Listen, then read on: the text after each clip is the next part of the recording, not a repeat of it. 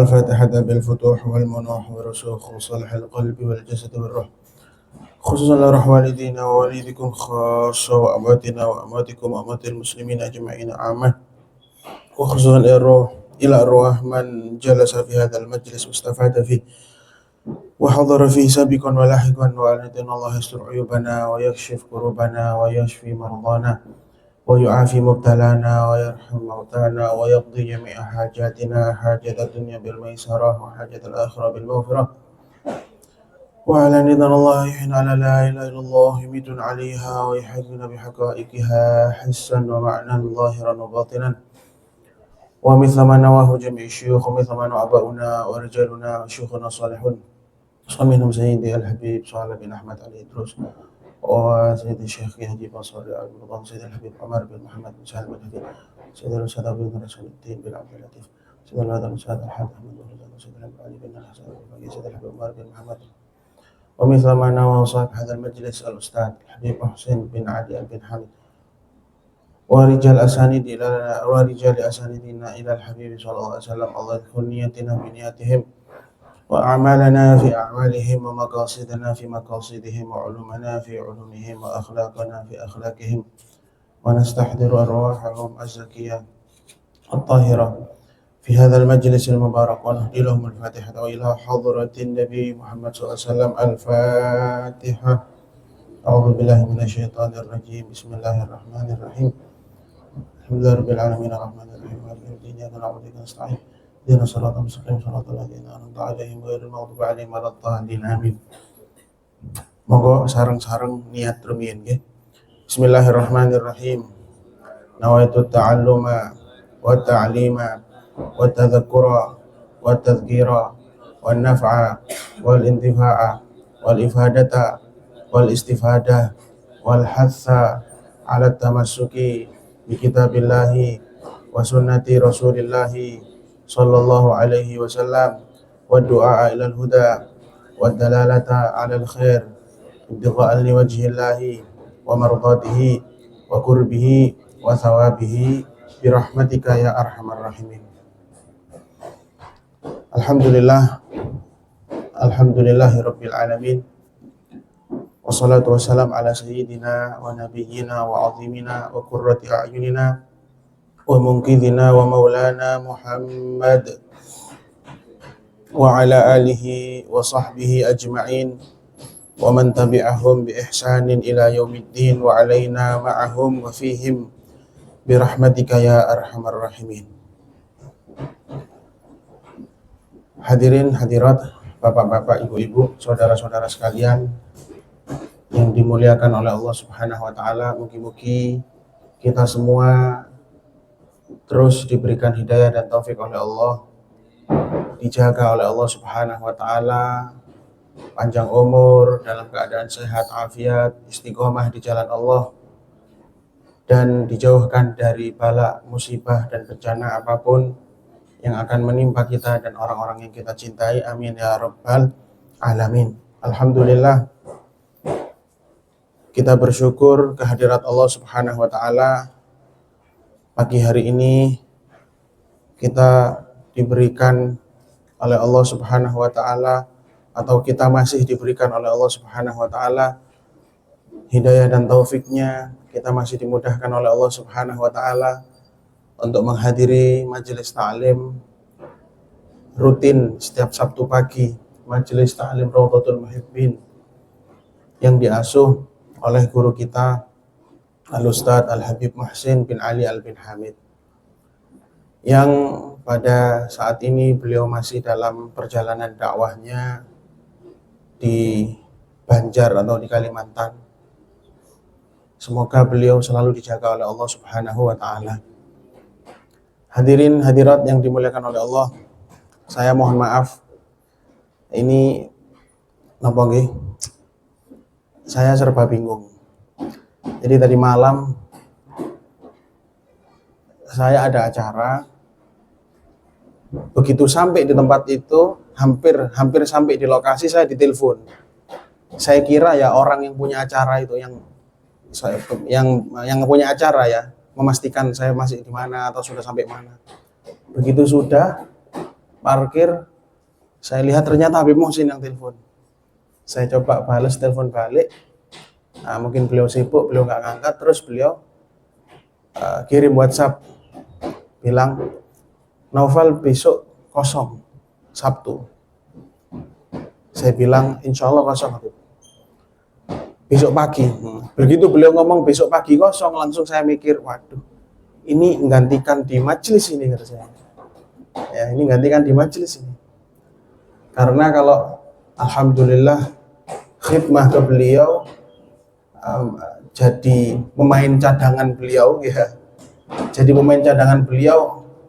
Saya Al-Fakir pernah beberapa kali di Baran Kidal sama di Gedang Sewu.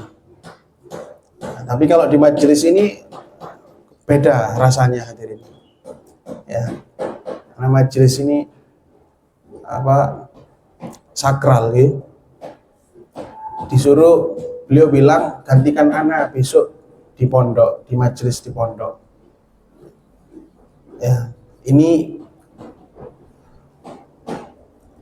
karena beliau jawabnya menghubunginya dadak, yang ada di pikiran saya siapa lagi gitu ya. Akhirnya ketika kita berhusnudzon dan kita membaca hadis Rasulullah yang di situ Rasulullah bersabda, man kana wallahu fi aunil abdi makanal abdu fi auni akhihi. Allah akan senantiasa berada untuk menolong hambanya, atau Allah selalu berada di pertolongan untuk hambanya. Jadi Allah itu siap nolong kita. Tidak ada penolong kecuali Allah, dunia maupun akhirat. Adapun hamba-hamba yang lain adalah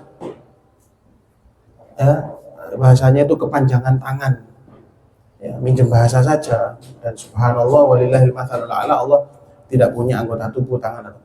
Yang lain itu hanyalah utusan Allah untuk menolong dan membantu kita, kan kata. Jadi Allah berada selalu dalam pertolongan untuk hambanya. Allah siap menolong hambanya kapanpun. Maka nal abdu fi auni akhi, selama hamba tersebut selalu berada di pertolongan untuk saudaranya. Hadis ini selalu terngiang di pikiran saya manakala saya disuruh gantikan ustadz-ustadz siapapun itu. Ini karena saya ini pemain cadangan. Pemain cadangan, sanes striker. Ya. Jadi kalau ada ustadz, ada kiai, atau ada habaib, atau ada ustadz, para dai, kalau sudah nelpon bilang minta gantikan saya, bismillah. Ini terngiang di pikiran saya. Yang lebih lagi kalau kita menolong saudara kita sesama muslim saja, kita selalu diberi pertolongan oleh Allah. Apalagi kalau kita ingin membantu khidmah, menolong anak cucunya Rasulullah SAW. Oh, ini tambah berkhidmah kepada anak cucunya Rasulullah SAW. Semoga kita semua, anak-anak kita, keturunan kita semuanya berada di jalan, selalu khidmah, mendekat kepada para ulama. Amin ya rabbal alamin. Jadi mohon dimaafkan kalau jelas ya keterangannya atau penjelasannya ya beda sama Habib Muhsin, guru kita. Dan alhamdulillah Habib Muhsin ini percaya dengan anak-anak muda. Alhamdulillah. Ya kebetulan Ya, saya juga kenal beliau, cuman saya nggak pantas hadirin. Mulai sanes sing ngaos ten beliau. Saya ini nggak pernah ngaji ke beliau. Mungkin saya hadir sesekali di sini. Niku mawon lek wonten perlune, lek wonten sawani ten Habib Muhsin ngelama ini ya. Tapi insya Allah kita semua dicatat ya, diakui sebagai murid-murid beliau. Amin ya rabbal alamin. Hadirin yang dirahmati oleh Allah, hadirat juga yang dirahmati oleh Allah. Habib Muhsin bilang nanti biasanya anak sampai jam 9, kata beliau gitu. Ente lebih sedikit nggak apa-apa. Saya mikirnya malah dikurangi aja Habib ya. Jangan dilebihi. Ya, tapi insya Allah mugi-mugi buatan ketelasan niki materi niki. Amin Allahumma. Amin. Hadirin hadirat yang dimuliakan oleh Allah. Saya ingin membahas, kalau kita biasanya ngaji kitab Tajul Arus Al-Hawili Tahdhibin Nufus.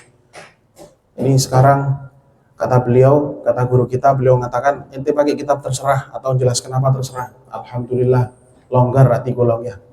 Nah, sekarang saya kepingin membahas ya makna qasidah ma ladzatul aish illa suhbatul fuqara humus salatin was sadatu wal umara. Qasidah ini dikarang oleh Al-Imam Asy-Syaikh Syu'aib bin Abi Madyan, terkenalnya Ibn Abi Madyan. Beliau adalah salah seorang pembesar pada zamannya yang tinggal di kota Talmasan. Talmasan ini berada di Aljazair, Semerap Aljazair. Bahasa Latinnya itu Algeria. Nggih. Ya. Beliau tinggal di sana, dekat dengan Maroko. Salah seorang wali besar, Asy-Syaikh Syu'aib bin Abi Madyan. Di dalam qasidah ini beliau menjelaskan tentang akhlak. Ya. Sebelum beliau menjelaskan tentang akhlak, beliau menjelaskan tentang bagaimana kenikmatan dari Allah yang begitu amat besar yang diberikan oleh Allah untuk umat ini berupa bisa bersahabat, berguru dan berteman dengan orang-orang soleh. Ini qasidahnya. Beliau mengatakan maladzatul aishi illa suhbatul fuqara. Dan qasidah ini pernah sudah disyarahi atau dikaji oleh guru mulia Sayyidi Al-Habib Umar bin Muhammad bin Salim bin Hafid di saat kegiatan atau pesantren kilat daurah di Darul Mustafa. Ya, beliau mengajar rauhah dengan kitab ini setiap pada asar waktu itu, dan kebanyakan dari kajian-kajian beliau memang direkam, setelah itu ditulis oleh beberapa tim dari murid-murid beliau, ya, jadilah kitab yang sekarang ada pada kita ini. Ya, jadilah kitab. Kitabnya namanya Maslak Ahlil Fitan. Maslak itu jalan. Jalan yang ditempuh oleh orang-orang cerdas. Min ma'ani qasidah maladzatul aish li Abi Madyan. Dari makna-makna qasidah, tentang makna-makna qasidah yang judulnya qasidah itu Maladzatul Aish, karangan daripada Abi Madyan. Di sini disebutkan oleh beliau maladzatul aishi illa suhbatul fuqara. Tidak ada kelezatan hidup di dunia ini, bahkan di akhirat kelak walaupun sudah masuk surga, nggak ada kelezatan, nggak ada kenikmatan illa suhbatul fuqara, kecuali bersahabat dengan para fuqara. Nah, jenengan di sini terbayang ya, begitu saya nyebutkan fuqara, terbayang nggak fuqara itu siapa? Nah, jangan gagal paham dulu, ibu-ibu, bapak-bapak, jangan gagal paham dulu. Fuqara yang dimaksud oleh beliau bukan hanya sekedar orang fakir, yang dia tidak memegang banyak harta. Nah, maladzatul aisy illa suhbatul fuqara, tidak ada kehidupan yang dirasakan oleh manusia yang begitu amat indah, ya, ala wajhil haqiqah, ay maladzatu illa ala wajhil haqiqah, tidak ada kelezatan hidup yang sebenar-benarnya sesuai hakikat kehidupan illa suhbatul fuqara, kecuali bersahabat dengan orang-orang fuqara, orang-orang fakir. Nah, sekarang disebutkan fa in kana yufassarul faqru bi khuluwiyat amma yahtaju ilal insan. Adapun apabila kefakiran yang dimaksud di sini adalah ditafsiri dan dijelaskan dengan maknanya itu, ya, tangan tidak memegang harta, kosong sedikit hartanya, nggak pernah megang uang, nggak pernah, itu namanya fakir, maka bukan itu yang dimaksud. Nah, sekarang kita mulai pembahasannya. Tadi ketika saya ngomong fuqara, mungkin yang muncul di pemikiran kita, oh iya, langsung nyantol fuqara itu seperti ini. Bukan. Fuqara di sini adalah mereka istilah dari orang-orang ahlu tasawuf. Ahlu tasawuf itu diistilahkan fuqara pada zamannya. Makanya kalau kita tahu, ya, biasanya santri-santri mondok, kitabnya itu ditulisi namanya, pertama tulisi sholawat dulu biasanya, kemudian ditulisi Al-Fakir, kan gitu ya, Al-Fakir Muhammad Naufal Zuhdi, biasanya kitab-kitabnya gitu kan, atau Al-Fakir ilallah Muhammad, kan gitu ya. Bahkan para ulama dahulu kalau surat menyurat, bawahnya itu tanda tangannya tulisi Al-Fakir ilallah, seperti itu. Oh, ini makna yang sangat dalam. Bahkan kita tahu bagaimana di kalangan para sadah, para habaib, para muhibbin, kalau mau membahasakan saya itu bukan saya, tapi Al-Fakir. Nah, ini sekarang kita mulai membahas. Apa itu fakir di sini? Kefakiran di sini apa? Ya, kalau memang dimaknakan kefakiran di sini adalah sedang tidak memegang harta, tidak punya apa-apa, maka mereka orang-orang ahlu tasawuf, mereka para ulama yang dahulu istilah di kalangan mereka itu adalah fuqara, seandainya mereka diberikan kepemilikan oleh Allah, mulku syarqal ardi wa gharbaha, seandainya mereka diberikan kepemilikan oleh Allah dunia mulai timur sampai barat, para ulama-ulama ahli tasawuf zaman-zaman itu yang diistilahkan fuqara itu, lam yashhadu li aidihim mulkan ma'ar rahmani qad, mereka tidak akan menyaksikan kalau mereka punya kekuasaan, punya kepemilikan di hadapan Allah, karena mereka setiap saat terus merasa fakir kepada Allah Subhanahu wa ta'ala. Ini sekarang fuqara. Oke? Mereka di setiap hembusan nafas selalu muftaqiruna ilallah, selalu butuh kepada Allah. Ya. Dan tidak ada sandaran untuk mereka kecuali hanya kepada Allah. Makanya mereka fakir. Nah, di sini kita nyantol sekarang. Jadi nggak masalah. Ulama, orang-orang soleh, kaya itu nggak masalah. Kadang kan ada yang nyinyir, ini jarene wong alim, ini jarene kiai, ini jarene habib, duwe ilmu, tapi kok sugih, Kanjeng Nabi ben boten sugih. Nah, mereka memang yang dipegang ada, hartanya ada, tapi setiap saat mereka terus merasakan, pada setiap hembusan nafas mereka merasakan bahwa mereka itu fakir di hadapan Allah. Lah niki lek kula panjenengan sedaya saged nglampahi niki, nah kita dinamakan fuqara. Makanya orang dulu lebih senang dipanggil fuqara, fakir, ya istilah.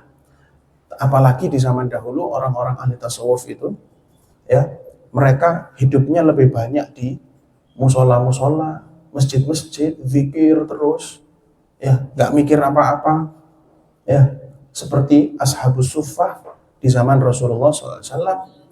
Ashabus suffah itu hidupnya tinggal di masjid sama Rasulullah. Kebanyakan di antara mereka adalah orang-orang asing, orang-orang luar Madinah. yang datang ke Madinah kemudian pingin mondok istilahnya, pingin terus hadir majelisnya Rasulullah. Rasulullah bukan gak ada pondok, gak ada nih masjid. Akhirnya mereka ditempatkan tidurnya itu istirahatnya di masjid, di soft belakang tapi ya, tidurnya di soft belakang. Banyak jumlah ahlu sufa, salah satunya adalah pembesarnya Sayyidina Abu Hurairah radhiyallahu anhu, ahlu sufa. Mereka fuqara kalau menurut istilah ahlu tasawuf, tapi di zaman sahabat belum ada istilah fuqara. Oke, seperti itu. Makanya di sini dikatakan maladzatul aish illa suhbatul fuqara. Tidak ada nikmatnya kehidupan kecuali bersahabat dengan fuqara. Terus kalau bersahabat sama selain fuqara, panjenengan bakal ngerasakan tidak ada kenikmatan sama sekali. Yang ada malah cacian, yang ada malah diremehkan, yang ada malah direndahkan, yang ada adalah kemaslahatan untuk dirinya, kita dikorbankan. Itu kalau selain fuqara. Okay. Bagaimana humus salatin wassadatu wal umara? Kata Syekh Syu'aib bin Abi Madian, beliau mengatakan, kok bisa sih kenikmatan hidup itu ketika bersahabat dengan mereka para fuqara? Siapa sebetulnya mereka? Ya. Hakikatnya mereka itu siapa? Ya. Kata beliau, humus salatin, mereka adalah para raja, wasadat, para pemimpin, wal umara, dan para umara. Para fuqara itu mereka hakikatnya adalah pemimpin. Para fuqara itu mereka hakikatnya adalah para penguasa, sultan, raja-raja. Coba kita perhatikan.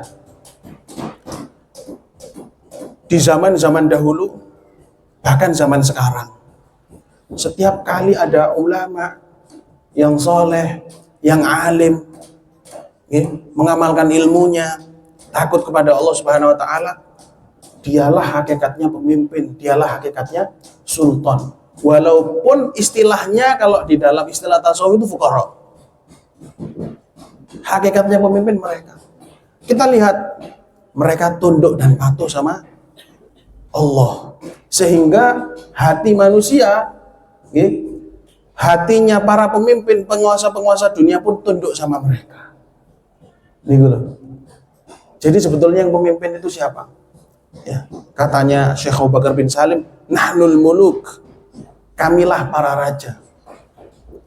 Di dalam ungkapan para ulama, para ahli tasawuf juga, mereka mengatakan, lau alimal muluk ma nahnu billail lajaladuna bisuyuf. Andaikan para raja, para pemimpin, para penguasa mengerti kelezatan apa yang kami rasakan saat munajat kepada Allah di malam hari, pasti mereka akan rebutan sama kami ingin mendapatkan kenikmatan munajat malam hari itu dengan pedangnya. Jadi yang raja itu siapa sebetulnya? Merekalah para fuqara. Merekalah para ulama, merekalah orang-orang soleh. Apakah orang kaya mereka adalah pemimpin? Apakah mereka yang punya dunia, mereka yang berkuasa? Tidak, hadirin. Bahkan untuk dirinya saja terkadang mereka tidak bisa memberikan kenikmatan atau ketenangan. Ada satu orang kaya, saya diceritani sama orang, yang orang ini tahu langsung orang itu. Ya. Ada satu orang kaya, setiap malam nggak bisa tidur. Ya. Uangnya banyak, bos sudah tinggal nerima uang saja. Ya, nggak harus kerja keras. Tapi setiap malam nggak bisa tidur enak, nggak bisa tidur nyaman, nyenyak, nggak bisa. Akhirnya tuh demi untuk mencari kenyamanan dan ketenangan, setiap malam dia harus tidur di hotel. Malam aja, pagi keluar. Ya, jadi hotelnya itu buang juga. Biasanya hotel itu lah check-in itu jam 12, check-in jam 2 siang, check-outnya jam 12 besoknya.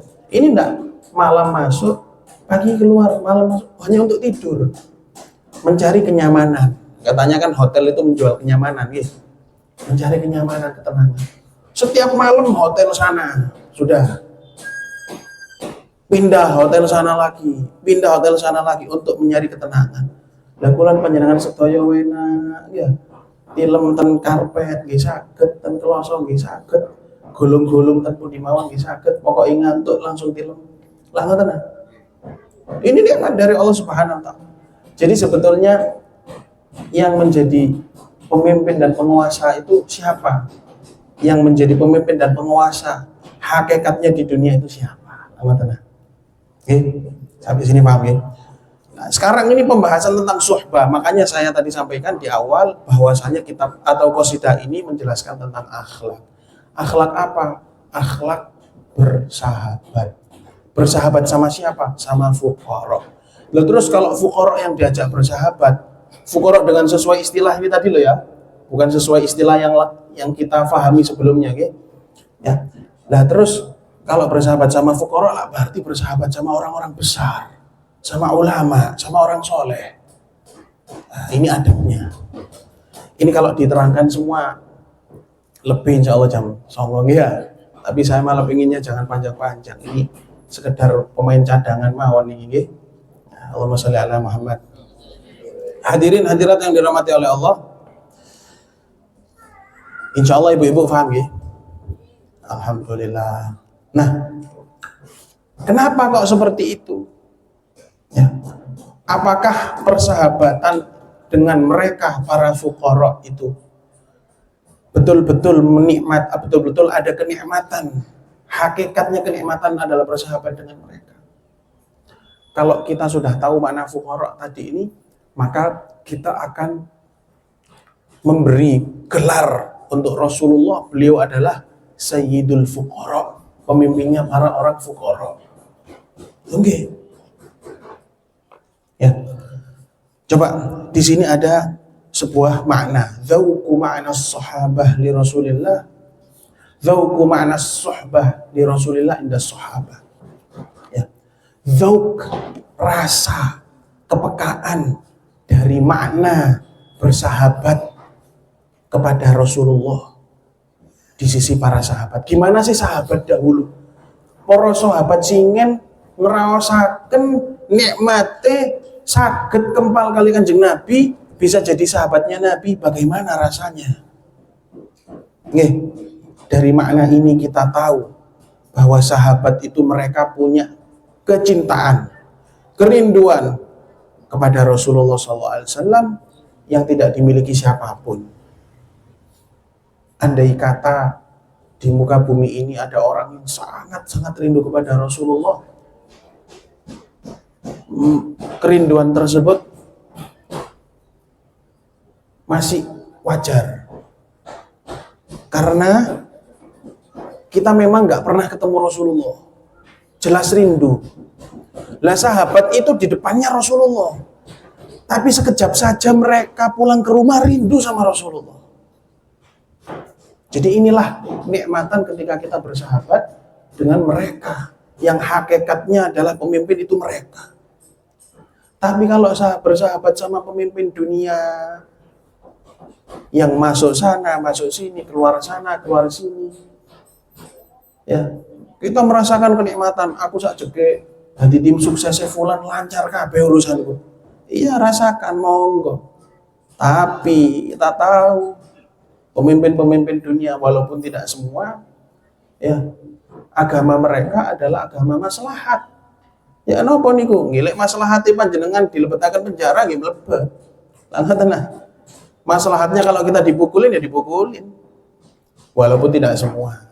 Nggih, semoga negara kita dipimpin oleh pemimpin-pemimpin yang amanat, jujur, adil. Amin Allahumma amin. Ngoten nah. Yakunu ahaduhum fi waqti rahatihi wa julusihi ma'a usratihi. Salah seorang di antara sahabat itu, mereka sedang saat-saat nyantai, waktu-waktu mereka santai duduk bersama keluarganya, anak istrinya di rumah. Ya, orang dulu nyantainya ya nggak seperti kita. Ya, kalau nyantainya zaman sekarang ini sendirian. Walaupun di rumah sama ayah, ibunya atau adik kakaknya, tapi nyantainya orang sekarang sendirian, pegang HP. Itu nyantainya. Kalau orang dulu nyantainya ya kumpul, ngobrol sama keluarganya. sama adiknya, sama kakaknya dan seterusnya. Okay? Salah seorang di antara sahabat mereka, ini contoh, mereka berada di waktu-waktu istirahat, waktu-waktu santai bersama keluarga, tapi apa? Yahiju fi qalbihi dzikrul habib. Bergejolak dengan sangat-sangat bergejolak di hatinya untuk teringat kepada kekasihnya, yaitu Rasulullah SAW. Ya. Lalu apa yang terjadi? Mereka ini lagi duduk sama keluarganya, tanya anaknya, nak sudah bisa apa? Sudah bisa baca? Oh, segitulah perkembangan anaknya ditanya semua. Ya.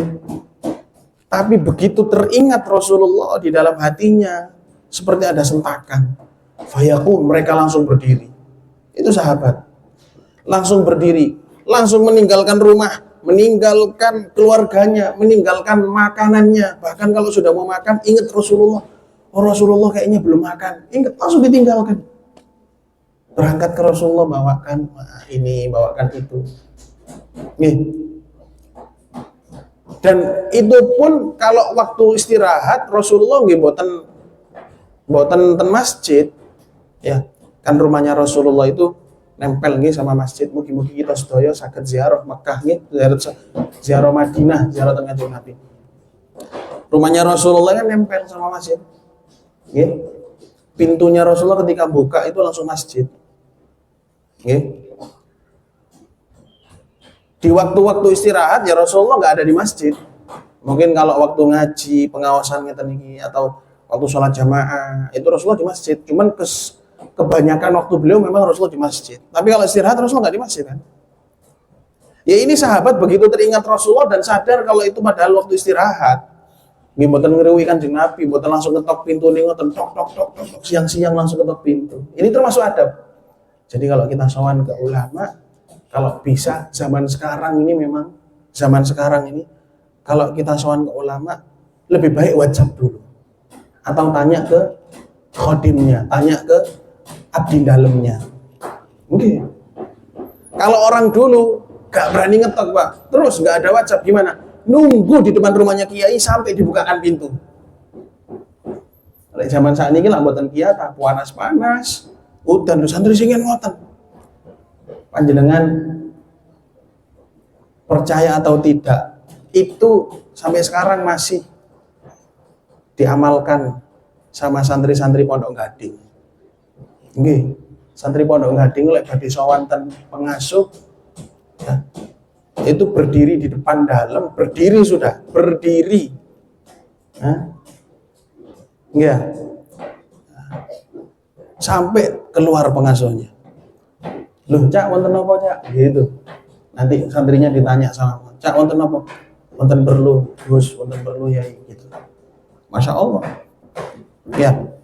Sahabat ini datang pergi ingin melihat Rasulullah, meninggalkan rumahnya sampai di masjid, nggak langsung ke rumahnya Rasulullah. Berusaha untuk mencari-cari apakah Rasulullah keluar, apakah Rasulullah di masjid, ingin melihat wajahnya Rasulullah. Ya. Ingin mendengarkan suaranya Rasulullah. Apakah Rasulullah buka jendela? Sampai gitu sahabat itu. Ya. Apakah mungkin Rasulullah keluar di jalan? Pokoknya keluar sudah. Wala yaqirru lahu qarar. Tidak akan mereka bisa tenang sampai betul-betul matanya ini menatap Rasulullah SAW. Niku mereka para sahabat hidup di zaman Rasulullah. Saat itu Rasulullah ada. Kalau kita mungkin kadang-kadang wajar, nggak pernah ketemu Rasulullah. Kemudian malah kayak kita ini kebangetan kalau nggak rindu Rasulullah. Ini apalagi bulan Maulid kita sudah setiap malam, setiap saat, bulan-bulan Maulid ditempa untuk mendengarkan nasihat-nasihat Rasulullah SAW dan kisah-kisah tentang Rasulullah SAW. Ya. Ya, di sini disebutkan wasuhba ma'al khalqi miftahun lima wara'aha. Bersahabat dengan manusia itu adalah merupakan kunci untuk apa yang ada di baliknya. Gimana maksudnya? Fa amma suhbatul ghafilin wal 'ammah minal mushtaghilin bima la ya'ni wa la yughni fahiya asasul fasad. Adapun bersahabat dengan orang-orang yang lalai, orang-orang awam yang suka lalai bermaksiat kepada Allah, ya, yang suka menyibukkan dirinya dengan hal-hal yang tidak ada gunanya, bukan kemaksiatan bahkan. Orang lalai itu yang suka menyibukkan dirinya dengan hal-hal yang tidak ada gunanya, fahiya asasul fasad, maka itu adalah inti pokok dari kerusakan. Jadi bersahabat itu merupakan kunci untuk apa yang ada di baliknya. Terus wa amma suhbatu ahli dzikri wal inabah wal qulubul hadira ma'allah. Adapun bersahabat dengan orang-orang yang ahli zikir, selalu mengingat Allah, para ulama, para orang soleh, wal inabah, orang yang selalu kembali kepada Allah, wal qulubul hadira ma'allah, orang yang memiliki hati yang selalu hadir bersama Allah. Hatinya selalu hadir bersama Allah. Wa khususan minhum man faragha min tahdhibi nafsih wa tahayya li tahdhibi ghairih. Terkhususkan lagi mereka orang-orang yang sudah berhasil selesai untuk menempa nafsunya sehingga nafsunya naik tingkatan, bukan berada di bawah lagi. Kan nafsu lah punya berapa tingkatan ya. Nafsu ammarah, lawwamah, ya, kemudian mulhamah, radiyah, mardiyah, mutmainnah. Ya, mutmainnah, radiyah, mardiyah, kan seperti itu. Nah, sekarang kita berada di nafsu yang mana? Hadirin, panjenengan kan kita semua belajar kitab Tajul Arus, Al-Hawi li Tahdhibin Nufus. Ya, Al-Hawi li Tahdhibin Nufus, untuk menempa, tahdhib itu menempa, mendidik nufus, nafsu-nafsu kita. Tujuannya apalah ini? Jangan sampai kita menghadap Allah wafat dalam keadaan nafsu kita masih ammarah. Kalau nafsu kita masih ammarah, berada di tingkatan yang paling rendah, itu disebutkan dalam Al-Quran, innan nafsa la ammaratun bisu. Nafsu ammarah itu selalu mengajak kepada keburukan. Jangan sampai juga kita wafat menghadap kepada Allah, mugi-mugi sedaya pinaringan selamat dunia akhirat. Nggih, jangan sampai kita menghadap kepada Allah ketika kita datang ajal kita bukan hanya nafsul ammarah, bahkan nafsul lawwamah. Jangan, nafsul lawwamah itu masih celaka. Nih, nafsul lawwamah niku sing sinten? Nafsul lawwamah niku allati talumu sahibaha. Nafsul lawwamah itu nafsu yang masih mencela orangnya, yang masih gelut sama orangnya, bertengkar sama orangnya. Ya napa? Ajenge salat duha niku. Semrap nggih, ajenge salat duha niku sik gelut nafsune mek wong. Ojo wis tarik-tarikan, jangan salat duha. Jangan, nanti dulu, terus lo nge-game lah ngoten ya. Teruskan nge-game-nya, teruskan dagangannya, teruskan ininya, jangan sholat duha dulu. Itu baru sholat duha, hadirin lah, sholat zuhur. Engko sholat zuhur, engko ae wis rada asar baru. Asare, lek terus Habib Muhsin asare tadi. Allah usolli fardhol syarib ya. Nanti terus beliau. Nggih. Kita masih gelut sama nafsu kita. Ini lawwamah nafsu kita. Waliyadzubillah. Ya.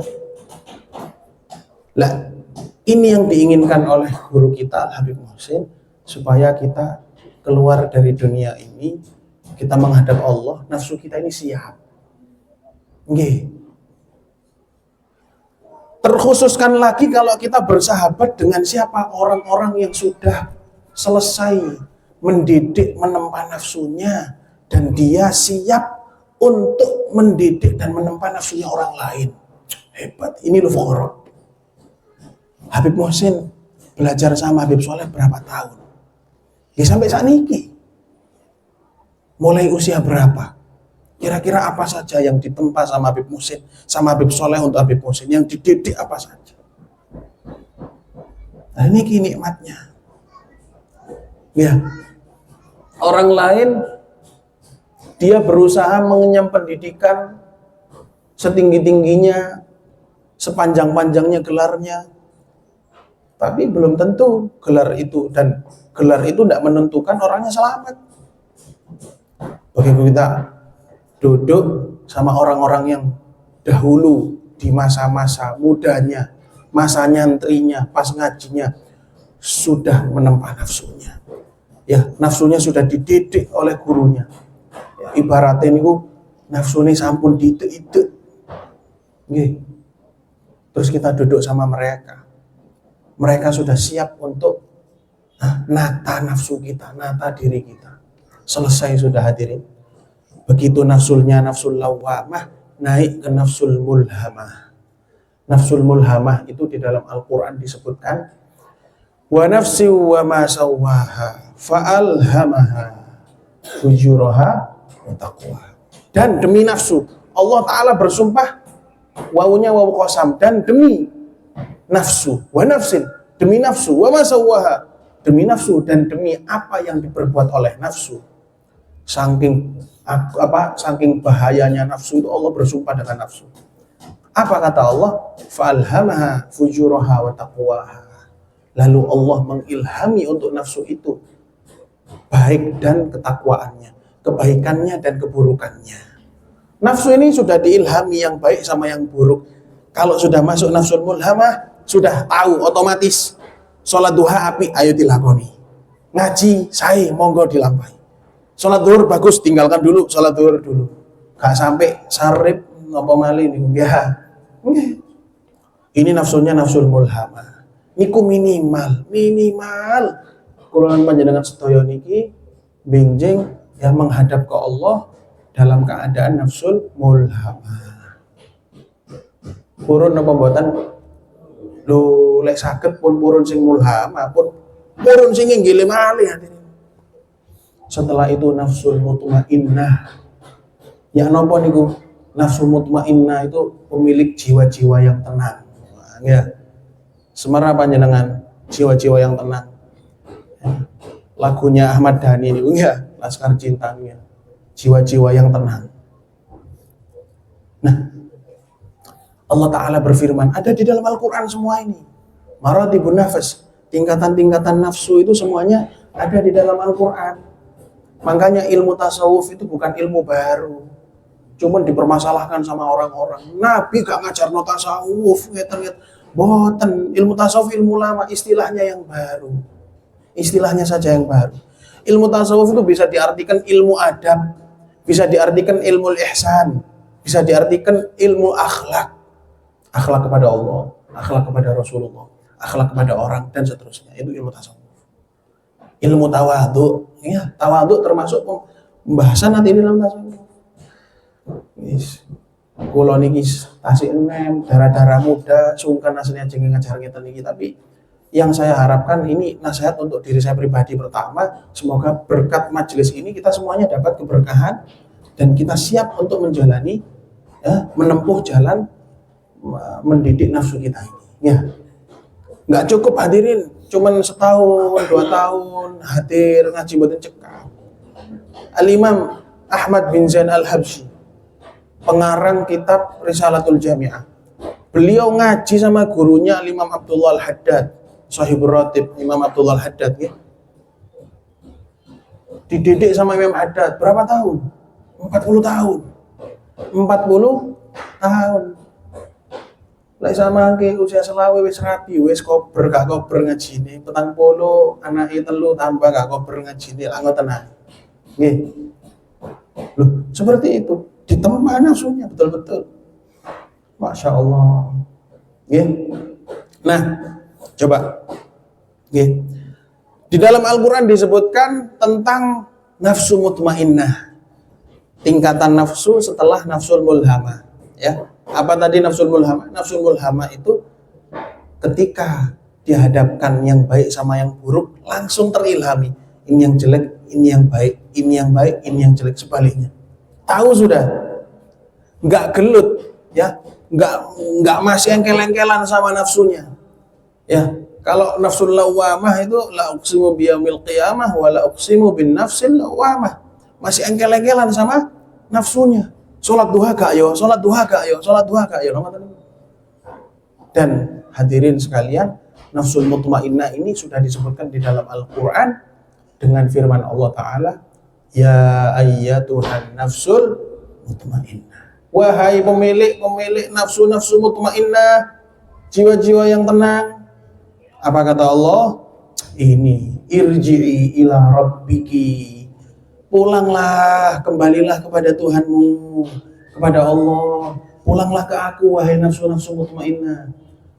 Kemudian naik tingkatannya lagi, kalau sudah mutmainnah kemudian kembali ke Allah, saat-saat meninggalnya kembali ke Allah, itu dipanggil seperti itu hamba-hamba Allah yang soleh. Jadi mugi-mugi kita sedaya mirengaken panggilan-panggilan seperti itu saat kita dicabut oleh Allah nyawa kita. Nih, ya ayyuhatun nafsul mutmainnah, hai pemilik jiwa-jiwa yang tenang. Irji'i ila rabbiki, kembalilah kepada Allah. Begitu dia kembali sama Allah, radiyatan mardiyah. Nah, sekarang nafsunya naik tingkatan lagi, radiyah, ridho, rela. Ketika dipanggil oleh Allah langsung menghadap ke Allah, puas dengan panggilan Allah. Nafsunya ridho. Kemudian mardiyah, diridhoi oleh Allah. Ini tingkatan nafsu. Berat hadirin, berat. Kalau sudah sampai mulhamah, insya Allah ketika meninggal dunia dipanggil jadi mutmainnah, begitu menghadap ke Allah radiyah, terus mardiyah, gampang. Tapi ngelewati dua nih, amarah sama lawamah, waduh cek sorone bertahun-tahun hadirin, bertahun-tahun. Al-Imam Syafi'i belajar sama Imam Malik itu 20 tahun. 20 tahun. Beliau mengatakan 20 tahun saya belajar sama Imam Malik, 18 tahun saya belajar adab sama beliau. Yang 2 tahun ilmu. Adab itu maksudnya apa? Ya ini, akhlak ini, tasawuf ini. Adabnya kepada Allah, adab ketika baca Al-Quran, adabnya kepada Rasulullah, adabnya dengan ulama, adabnya dengan ilmu. Kata Imam Syafi'i, saya belajar 18 tahun, 20 tahun, 18 tahun itu adab, akhlak sama Imam Malik. Yang 2 tahun baru ilmu. Yang 2 tahun baru ilmu. Kata Imam Syafi'i, saya nyesel andai kata 20 tahun semuanya tak buat untuk adab. Ngoten dirasa Imam Syafi'i. Imam Malik berpesan kepada Imam Syafi'i, ya Muhammad, wahai Muhammad. Namanya Imam Syafi'i kan Muhammad bin Idris, ya. Muhammad bin Idris. Panjenengan kalau ada yang namanya Idris, kabutan namakan anaknya Muhammad supaya jadi Imam Syafi'i besok. Muhammad bin Idris. Ngoten. Ya, jangan waduh sakniki lahirin dek baran jenenge kok Italia ya. Alvaro Kenzi sembarang kali waduh nggih. Allahumma shalli ala Muhammad. Ya, seperti itu hadirin. Coba katanya Imam Malik ke Imam Syafi'i, ya Muhammad, hei Muhammad, ij'al ilmaka milhan wa adabaka daqiqan. Wahai Muhammad, jadikan ilmumu layaknya itu adalah garam, sedangkan jadikanlah ilmumu layaknya adalah garam dan adabmu ibaratnya tepung. Tepungnya lebih banyak daripada garamnya. Jadi adab itu harus ada ilmunya. Ilmu juga harus ada adabnya. Ngerti ya? Seperti itu. Ya. Fasuhbatuhum ghunmun wa minnatun wa miftahun. Bersahabat dengan mereka, orang-orang yang dulu belajar sudah ditempa oleh gurunya, ditarbiyah, dididik oleh gurunya, diajari caranya ngide nafsunya. Kemudian siap untuk mengajarkan orang lain, lulus. Jadi lulusan itu bukan sekedar wisuda, tapi secara makna sudah lulus, sudah naik tingkatan. Naik kelasnya itu nafsunya yang naik kelas, bukan kelasnya saja. Seperti itu. Kemudian beliau-beliau ini sudah siap untuk mendidik ya, orang lain supaya bisa merasakan seperti beliau-beliau ini. Bersahabat dengan mereka adalah suatu kenikmatan, wa minnatun, suatu karunia, wa miftahun, dan sebuah kunci yang bisa kita gunakan untuk membuka hal-hal yang ada di balik itu semua. Apa? Bersahabat dengan mereka adalah tu'allimuka suhba lil malaikatil kiram. Bersahabat dengan mereka mengajarkan kita untuk bisa bersahabat dengan para malaikat yang mulia. Loh, saged ta? Koncoan ambek malaikat ini saged ta? Ya. Salaman kali malaikat. Assalamualaikum malaikat, ngoten. Saged napa mboten? Loh, justru bersahabat dengan mereka para fuqara itu mengajarkan kita untuk bisa bersahabat dengan para malaikat. Malaikat yang mana? Alladzina yaktubuna ma yasduru minka minal aqwali wal af'al. malaikat yang selalu menulis, mencatat apa yang muncul dari kita, apa yang keluar dari kita, dari ucapan maupun perbuatan. Malaikat raqib, malaikat nggih, raqib atid nggih, sanes mungkar nakir lho nggih. Mungkar nakir tasih, Pak. Ya, mugi-mugi kepanggih mungkar nakire langsung ningali oh iki sing biyen ya nafsune wis ditempa, sudah pulang-pulang nafsul mutmainnah pun malaikat niku pun aman kepanggih kali arwah roh-roh yang dikuburkan, kemudian jasadnya dikuburkan, roh-rohnya menghadap kepada Allah, di dalam kuburnya ketemu orang-orang nafsul mutmainnah, ahlun nafsil mutmainnah, sudah malaikat enteng ya malaikat gak sorong gepui ya gepui ini kok lagi kesel apa seakan malaikat ini kesel ya, makanya jangan kita buat malaikat capek supaya tidak gepui kita ya. Mugi-mugi sedaya selamat, amin ya rabbal alamin. Nah, malaikat raqib dan atid ini kan selalu mencatat apa yang kita lakukan, apa yang kita ucapkan. Ketika kita bersahabat dengan orang-orang istimewa yang kita sebutkan tadi, persahabatan dengan mereka membuat kita bisa bersahabat dengan malaikat. Sing bener iku ngeten. Bersahabat dengan malaikat gimana? Tahu akhirnya, ya Allah ada yang mencatat. Hendaknya malaikat yang ada sama saya ini saya perlakukan dengan baik. Jangan ngomong kotor, jangan misu, jangan berbuat baik di depan orang, tapi ketika di belakang berbuat buruk ya. Katanya para ulama ahli tasawuf, la takunu mimman yal'ani syaitan fil alaniyah wa anta tuti'uhu fis sir. Jangan kalian menjadi orang yang sukanya melaknat syaitan kalau di depan orang ramai. Oh, syaitan itu laknat itu mal'un. Tapi kalau sepi-sepian malah mentaati syaitan. Jangan. Ya. Sekali lagi saya ulangi, jadi bersahabat dengan mereka orang-orang yang istimewa, para fuqara, bisa mengajarkan kita untuk bersahabat dengan malaikat. Ya, bukan hanya malaikat yang mencatat saja, ada malaikat yang mereka ya ta'aqubuna bil-laili wan nahar, malaikat yang selalu gantian naik turun siang dan malam. Ada shiftnya, seperti yang kita pernah dengar, saya pernah hadir, Abang Musa jelaskan ini. Ya, ada shiftnya, malaikat pagi turun, malaikat malam naik, malaikat malam turun, malaikat pagi naik.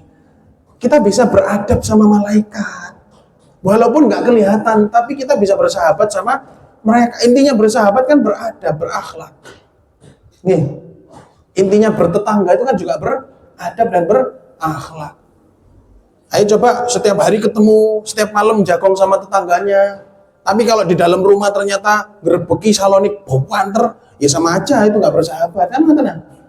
Lah kita sama malaikat nggak pernah ketemu, boten nate cangkruk, boten nate ngopi bareng, tapi beradab, lah itu bersahabat sama malaikat. Bukan hanya itu hadirin, ya. Fala tastati an tuhsina suhbata haula'il malaikah illa bimujalasati haula'il aqyas minan nas. In sahibtahum birruh wa huwa al-adab. Maka engkau tidak akan mampu untuk berbuat baik di dalam persahabatanmu dengan mereka para malaikat kecuali dengan awalnya engkau itu sering duduk bersama mereka, orang-orang cerdas dari golongan manusia-manusia yang ada di muka bumi ini. In sahibtahum birruh, itu pun kalau engkau bersahabat dengan mereka, orang-orang cerdas, para fuqara itu, engkau bersahabatnya bukan hanya dengan jasadmu saja, tapi engkau hadir di majelis mereka dengan ruh. Apa itu ruh? Adab. Nah, kalau kita hadir di majelis, bahkan ngapunten sangat, kita bahkan abdi dalamnya seorang ulama, kiai, habaib ataupun ustadz, abdi dalam sudah. Tapi kita nggak hidup dengan roh, kita nggak hidup dengan adab di tengah-tengah mereka. Kita hidup dengan jasad saja, nganggep, alah aku kerja kok nanggung iki, aku digaji. Bukan hanya sekedar itu, bukan dia menganggap saya ini khidmah ke orang alim, saya membantu dakwahnya Nabi. Kalaupun saya ngepel rumahnya supaya bersih, supaya beliau umpamanya nggak sibuk-sibuk ngepel lagi, beliau khusus untuk mutolaah, untuk dakwah. Nggak memahami makna seperti itu. Jadi aku ngepel lagi udah bayar, mereka dibayar gak kira ngepel lagi. Wah, ini yang seperti itu dia nggak bisa bersahabat dengan malaikat dan bersahabat dengan mereka, ya, bersahabat dengan mereka menggunakan roh kita, ya, bersahabat dengan orang-orang tersebut menggunakan roh kita, menggunakan adab kita, itu mempersiapkan kita untuk bersahabat dengan malaikat dan bersahabat kepada Nabi Muhammad SAW. Tuhayyi'u kali suhbatil malaikah, tuhayyi'u kali suhbatil Mustafa. Ya, justru malah kita juga dipersiapkan loh sama guru-guru kita ini. Ketika kita duduk sama beliau di majelisnya dengan adab, dengan roh kita hadir, ya, kita taruh semua urusan. Kalau sudah hadir majelis, bismillah, hadir sama guru, ya, duduk di tempat yang bisa dilihat sama guru, itu termasuk adab. Kemudian setelah itu mendengarkan nasihatnya beliau-beliau, duduknya kita sama mereka, memantapkan jiwa kita, mempersiapkan diri kita untuk bisa bersahabat dengan malaikat. Duduk bersama mereka, memantapkan jiwa kita, mempersiapkan diri kita untuk bisa bersahabat dengan Rasulullah.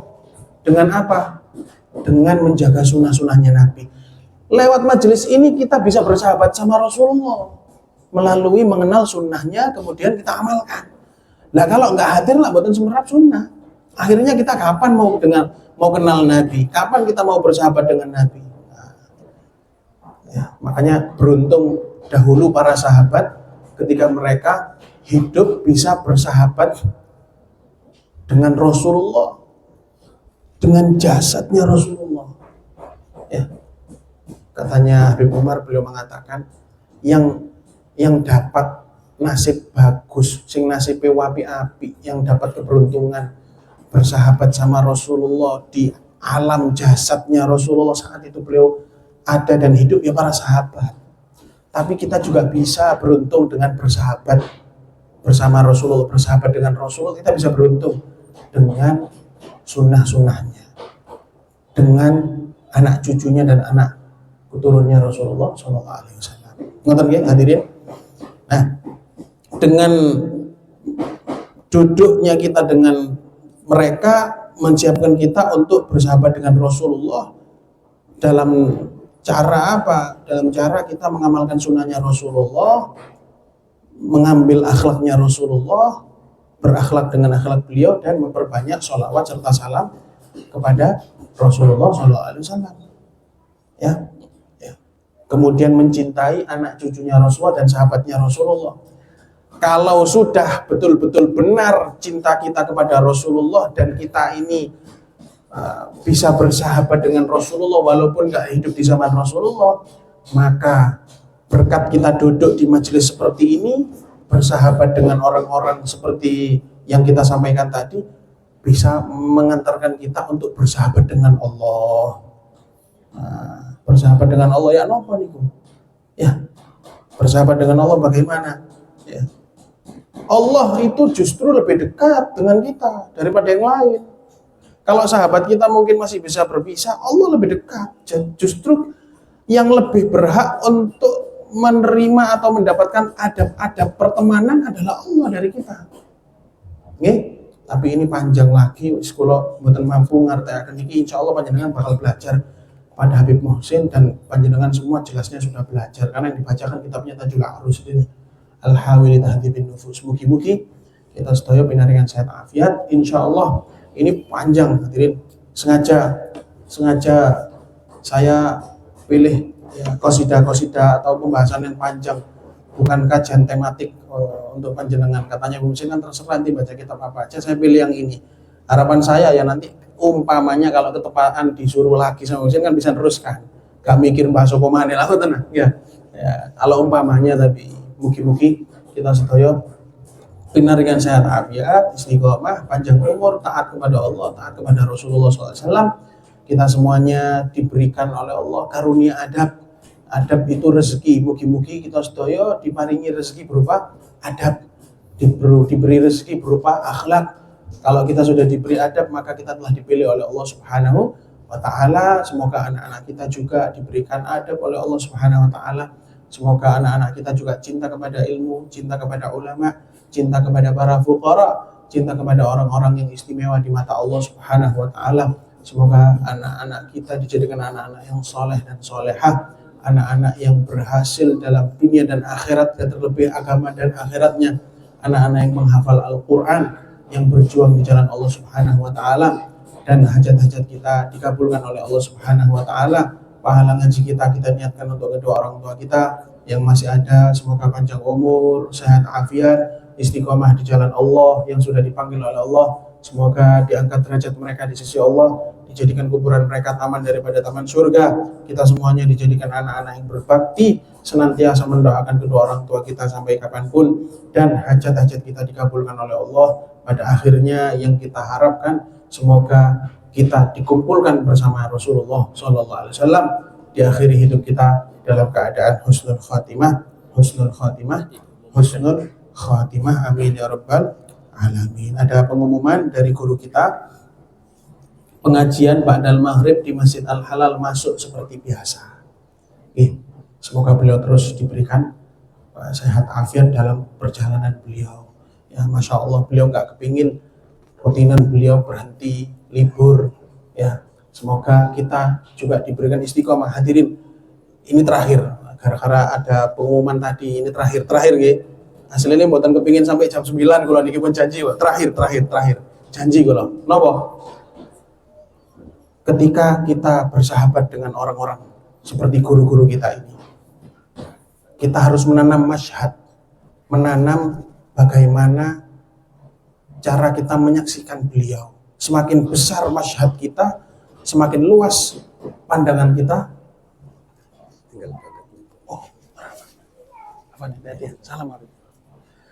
Ya, ini beliau menjemput Habib, mugi-mugi selamat sampai tujuan, sampai tempatnya ya. Nanti berarti yang ngajar langsung Habib Muhsin di Masjidil Halal. Begitu kita luaskan masyhad kita kepada guru kita, maka guru kita dimanapun, beliau menugaskan siapapun, kita jangan sampai nggak hadir. Oke. Karena beliau ini menugaskan siapapun, tujuannya supaya tetap nyambung sama beliau. Kita semua supaya tetap nyambung sama beliau. Kalau masyhad kita pendek, ngapunten, kalau cara pandang kita itu pendek, nggak luas, maka kita nganggep, alah kudu Habib Muhsin wis gak usah wis. Loh, para sahabat cingen tetap begitu Sayyidina Abu Bakar memimpin setelah meninggalnya Rasulullah, mereka tetap taat Sayyidina Abu Bakar. Andai kata mereka mengatakan, aku gak taat, preyoreng kabeh kanjeng Nabi tok siji tok, ya susah hadirin. Nggih, mugi-mugi kita semua diberikan panjang umur, terus sehat afiat, itu yang penting, bisa istiqomah, ya diberi taufik oleh Allah. Ya. Rabbana anfa'na bima 'allamtana, Rabbi 'allimna alladhi yanfa'una, Rabbi faqihna wa faqih ahlana wa qarabatin lana fi dinina mahlil qudri wa zakar. Rabbi wafiqna wa wafiqhum lima tardadi qawlan wa fi'lan warzuqil kulla halalan daima wa akhilat ya ulama nuhdha bil khairi wa nukfa kulla syarr. Rabbana aslih lana kulla syu'un wa kirra bir ridha minkal uyun waqdi anna rabbana kulla dhim qabla an ta'tiyana rusulul manun fir wastur anta akramu man satar wa salatullahi ta'shal mustafa إلى الحق دعانا والوفاء بكتاب فيه للناس شفاء وعلى الآل الكرام الشرفاء وعلى صحب المصابيح الغرر. اللهم اهدنا بهداك واجعلنا ممن يسارع في رضاك ولا تولنا وليا سواك ولا تجعلنا ممن خالف أمرك وعصاك. حسبنا الله ونعم الوكيل ولا حول ولا قوة إلا بالله العلي العظيم. وصلى الله على سيدنا محمد وعلى آله وصحبه وسلم والحمد لله رب alamin. Subhanakallahumma wa bihamdika asyhadu an la ilaha illa anta astaghfiruka wa atubu ilaik. Subhanakallahumma wa bihamdika asyhadu an la ilaha illa anta astaghfiruka wa atubu ilaik. Subhanakallahumma wa bihamdika asyhadu an la ilaha illa anta astaghfiruka wa atubu ilaik. Kurang lebihnya saya mohon maaf sebesar-besarnya. Assalamualaikum warahmatullahi wabarakatuh.